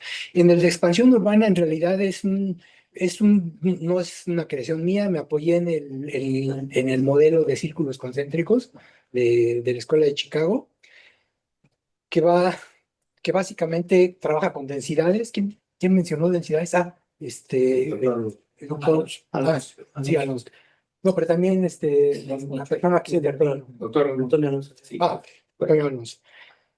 Con las densidades, pues este esquema es relativamente simple, altas densidades en el centro y van disminuyendo conforme vamos a la periferia en una primera fase de ciudad monocéntrica. Una segunda fase baja la población en el centro por el cambio de usos del suelo, aumenta la densidad en las zonas intermedias y baja mucho sobre la periferia. Con ese esquema de entrada, los supuestos para calcular la expansión eran, bueno, en la zona central va a continuar el despoblamiento. ¿Qué tanto? Mucho, poquito, nada. Se va a revertir, si alguna vez ya se intentó revertir con escasos resultados, o se va a mantener ahí. En las zonas intermedias, se va a poder incrementar más la densidad, como decías, densificar, pues veíamos con el esquema de traza urbana que tenemos, pues no se puede densificar mucho porque los lotes, los predios son pequeños, ¿no? La salida para salvar ese límite de la densidad, pues es lo que hacen los grandes promotores, ¿no? Fusionar grandes predios hasta el nivel de manzana, pero no toda la zona, no toda la parte intermedia de una ciudad se puede hacer eso. Entonces, calculas, en el caso nuestro, déjame ver si lo recuerdo, si calculamos que todavía se podía incrementar un poco la densidad. Y en la periferia, pues desafortunadamente, y aunque mientras estemos en una economía de mercado, no vamos a poder elevar la densidad. ¿Por qué Mítica se puso ahí y no se puso en Chalco? Pues porque ahí tiene mayor rentabilidad. Jamás se podría en Chalco como para densificar. Se nos dice, se están construyendo las torres torres de habitación de muchos pisos para densificar. Pues ahí ya está densificado, perdónenme, hay que densificar hacia afuera. ¿Cómo lograron las ciudades europeas? Estoy extendiendo mucho. Entonces el modelo era cuantificar esos cambios de densidad, apoyarnos en una proyección de población, digamos. Este primer ejercicio lo hicimos en el 2006, lo aplicamos para el 2020. En el 2017 ya llevábamos, ya estábamos abajo lo que habíamos predicho. Entonces que ya no lo he vuelto a hacer, pero entonces sí que nos quedamos cortos, pero más o menos alrededor a lo mejor no doy cifras porque luego se equivoca uno. Y este mismo modelo lo estamos aplicando en la ciudad de Monterrey, que nos invitaron a hacer exactamente el mismo ejercicio. ¿Cuánto va a crecer y hacia dónde la ciudad de Monterrey en el 2040? Lo estamos haciendo. Creo que como es muy simple, nomás utiliza una variable, que es densidad. Y, bueno, el otro modelo va a ser también muy rápido. Es un esquema más bien teórico, que es la larga duración, si la conoces, de Bourdieu, etapa super, la masa. La historia, decía Bourdieu, es como una cebolla, son capas, y entonces la capa más superficial son los sucesos, ¿no? Los evénements. La capa intermedia, digamos, en la terminología marxista, serían los modos de producción, y en la larga duración, que es fascinante, bueno, para mí me pareció fascinante. Bourdieu decía, son los procesos de larga duración, y los ejemplos que eligió para poder hacer eran como la geología y la cultura. Bueno, entonces, ese esquema de una ciudad puedes ubicar procesos en las tres capas. Pero entonces, cómo lo calibras? Porque así lo dicen. ¿Cómo lo calibras? Con economía e historia, cambios históricos. Ese modelo también ya lo aplicamos. No sé si nos salió bien. Lo estamos aplicando ahorita en otro, para la Ciudad de México, por cierto, programas para la zona sur, que va a publicarse. Y entonces ya, bueno, esperemos que... Me gustaría agregar algo. Yo creo que los modelos que mis colegas han presentado son muy útiles porque justamente nos permiten extrapolar a partir del presente. Es la idea que a partir de lo que hay ahora podemos ir pensando en lo que viene, ¿no? Con distintas metodologías. Pero ¿qué pasa si se abre otra línea de tiempo? ¿Va? Ese es un poco lo que no conocemos. Pienso, si no han visto esa serie, véanla porque explica muy bien lo que quiero decir. El hombre del castillo, que habla justamente es un ejercicio de especulación. De ahí, cuando hablo es algo que se puede, es una metodología, la especulación, se puede aplicar muy bien en la planeación urbana. Es decir, ponernos en una situación que no existe ahora, no pensar en extrapolar el futuro del presente, pero pensar, imaginar otra línea del tiempo. ¿Qué pasa? La serie es sobre qué hubiera pasado si hubieran ganado los nazis, ¿no? Y Estados Unidos dominado por el Reich, ¿no? Entonces, bueno, es un ejercicio de especulación. Entonces, eso se aplica muy bien en procesos participativos de planeación urbana, por ejemplo, ¿no? ¿Qué hacemos con lo que sale de estos talleres? De ahí es la pregunta principal, porque muchas veces cuando aplicamos talleres participativos de cartografía, de especulación, de lo que sea, en procesos de planeación, nos dejamos con los talleres, fue muy bonito, pasamos 2 horas, pero ¿qué hacemos con estos dibujitos? ¿Qué hace la gente en estos talleres? El reto es transformar lo que se dice, se imagina en el taller en datos manejables, como conocemos y como sabemos hacer. Es lo que ahora estamos haciendo en Patio, la ABC laboratorio que acabamos de abrir en la UNAM, en el Colegio de San Ildefonso, en el patio chico. Ahí estamos haciendo esto, ofreciendo distintos talleres de especulación de cartografía participativa, pero después transformar, traducir estas ideas en datos manejables para urbanistas tomadores de decisión. Y ahí hay un proceso justo de traducción que vamos pues desarrollando. Entonces, con mucho gusto podemos ir platicando más de los detalles de cómo se hace esto. Muchas gracias, doctor. Una última pregunta de quienes nos acompañan virtualmente. Tiene la mano levantada el doctor Roberto Aguirre Vera. Adelante, por favor, si puede encender su micrófono, por favor. Sí, muchas gracias. Muchas gracias y gracias por esta fabulosa oportunidad de escuchar tantas opiniones.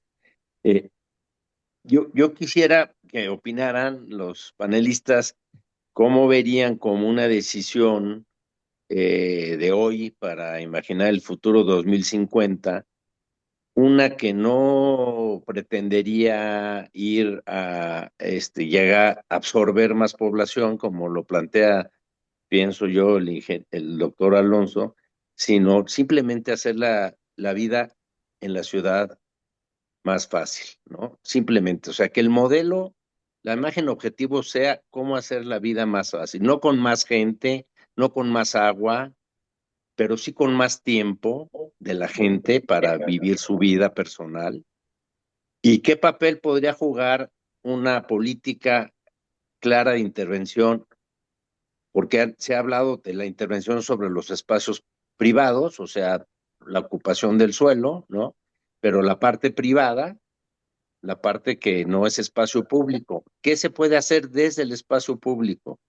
¿Qué tipo de políticas públicas podrían incidir sobre el espacio público para tener en el 2050 una ciudad no con más agua? Pues yo coincido en que, bueno, a menos que el cambio climático lleve más agua al valle y se pueda manejar apropiadamente, pero no, simplemente con actuación en el espacio público para hacerlo más habitable.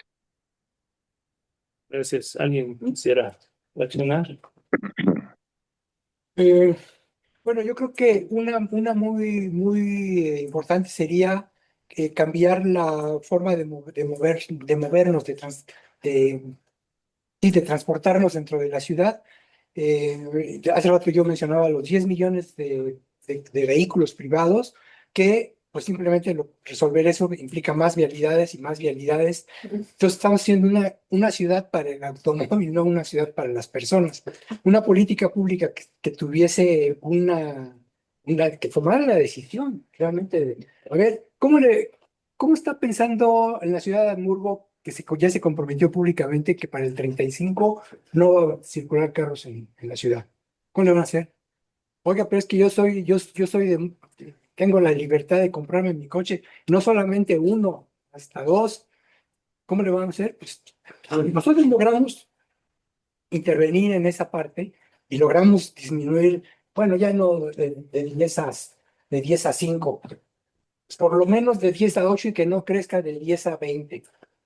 Todo ese espacio que ganaríamos, o vamos a decir, que no invertiríamos en los vehículos, nos podríamos dedicar para otra cosa. Y volviendo a las densidades, sobre todo la persona que mencionó, no hay una norma para una densidad óptima, pero en el caso europeo, antes de la fase expansionista con el automóvil, traían unas densidades medias de 150 habitantes por hectárea, pues que es una densidad, digamos, habitable, ¿no? Con espacios públicos, con jardines. Ustedes conocen, por ejemplo, en la ciudad de Berlín, prácticamente uno puede caminar en la zona central de Berlín, 5 cuadras, llegas al jardín de no sé qué, das vuelta a la izquierda hasta que llegues al otro jardín. Tú te mueves dentro de la ciudad a partir de paths, de senderos peatonales, con nodos de áreas verdes. Esto últimamente también acabo de ver que existen la mayor tasa de mortalidad en las ciudades son de enfermedades no transmisibles, que las contraemos por vivir en la ciudad. Entonces, si tenemos espacios más saludables, yo esperaría que se mejorara eso. ¿Qué se puede hacer? Bueno, ya nada más con ese. Muy bien, ¿alguien más desea? Yo diría una política del tiempo. Hay mucho en las ciudades europeas, es decir, para mejorar la calidad de vida y el espacio público necesitamos más tiempo para vivirlo. Hay distintas maneras de hacerlo, pero pensar no solamente en mejorar la calidad de nuestros espacios, pero también la calidad de nuestros tiempos, que tiene que ver con transporte, por supuesto, y infraestructuras, pero pensar en los tiempos. Bueno, ya nomás para no repetir, es muy importante lo que se ha dicho, pero vuelvo al tema de incorporación de tecnología, incrementar aún más el uso eficiente de transporte público. Me parece que eso sí es algo que la ciudad me parece que ha revertido con el tiempo. En algunos casos no me parece que sea tan exitoso, pero creo que sí, el estimular el metrobús, ahora lo que se está haciendo con el metro, buscar alternativas de transporte, cerrándole un poco, ser un poco agresivo, pero es cerrarle el paso al uso del automóvil. Yo en eso coincido plenamente.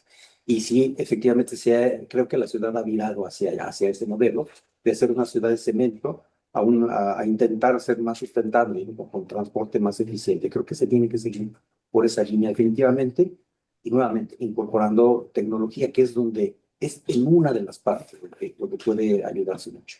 Muchas gracias.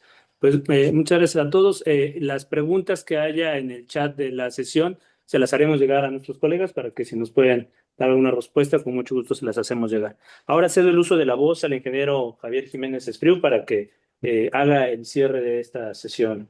Comentarios finales. Pues más que cierre la sesión, tomo la palabra para agradecer a la doctora del Toro, al doctor Ramírez y al doctor Delgado su excelente participación. Es una nueva experiencia de la Fundación. El año pasado, por motivo de los 50 años de su existencia, iniciamos un ciclo de conferencias en donde había un conferenciante y dos comentaristas. Hoy cambiamos el formato para que sea una plática, una discusión, o sea, una discusión entre expertos, y también en la fundación tenemos algunos expertos, como ustedes han podido constatar, por las intervenciones, y con el ánimo de seguir tocando temas importantes para el país, y también con el ánimo de tratar de participar en lo que quienes están haciendo esto en el mundo están tratando de hacerlo, y que llaman la alfabetización prospectiva, que es un poco el convencer a la gente, primero decirle a la gente qué es la prospectiva, y segundo, convencer a los tomadores de decisiones, a quienes definen las políticas públicas, fundamentalmente, la importancia de la perspectiva. Porque yo, coincidiendo con el doctor Ramírez, pues padecemos en México una fatal falta de conocimientos de perspectiva o de interés en la planeación. Y yo en algunas ocasiones he dicho que algo que hoy la doctora ha elogiado mucho, y que es de elogiarse también, que es la capacidad de los mexicanos para resolver, para improvisar. Decía que la improvisación ha sido uno de nuestras grandes virtudes y uno de nuestros grandes defectos, porque como somos buenos para la improvisación, pues no nos preocupa demasiado. Y además, también decía yo en algún momento, en una forma ya más irónica, que incluso tenemos el estigma hasta del himno nacional, porque, entre otras cosas, el himno nacional dice que en el cielo tu eterno destino por el dedo de Dios se escribió. Entonces, si ya ya no escribió el dedo de Dios, pues ya para qué nos preocupamos. Pero creo que las cosas, independientemente de que sigamos con nuestras capacidades de improvisación, que es una magnífica virtud, tenemos que aplicarla con un esquema un poco más, más formal, más serio y más orientado a hacer las cosas mejor y no repetir los errores como aquí se mencionaron. Yo les agradezco mucho su participación a los tres, que esperamos que no sea la última ocasión que tengamos. Queremos después desarrollar talleres sobre todos estos temas. La participación de quienes están hoy aquí, que aparentemente somos muy poquitos, pero son bastantes. Fue nuestro primer ejercicio híbrido. Todas las conferencias del año pasado fueron solamente virtuales. Hoy tenemos ya la presencia de algunas gentes interesadas en el tema, y muchas gracias también a los que no han podido desplazarse porque les toma mucho tiempo. Y entonces toman las ventajas del Zoom, pero no tienen las ventajas que tenemos los que hemos participado, y los invitaremos a nuestra siguiente sesión, que será el último miércoles del mes próximo, el día 25, a la misma hora. La haremos también híbrida, virtual y presencial, y habíamos pensado que fuese sobre obra pública e infraestructura, que es un tema que tocamos el año pasado, pero que las encuestas que hicimos nos indican que es un tema que hay que retomar. Sin embargo, vamos a tener que hacer algún ajuste, porque me acabo de enterar que el Colegio de Ingenieros Civiles ese día está planeando un homenaje al ingeniero Daniel Díaz Díaz, que fue uno de los miembros fundadores de la Fundación Javier Barroserra, también un destacado ingeniero, amigo de casi todos nosotros.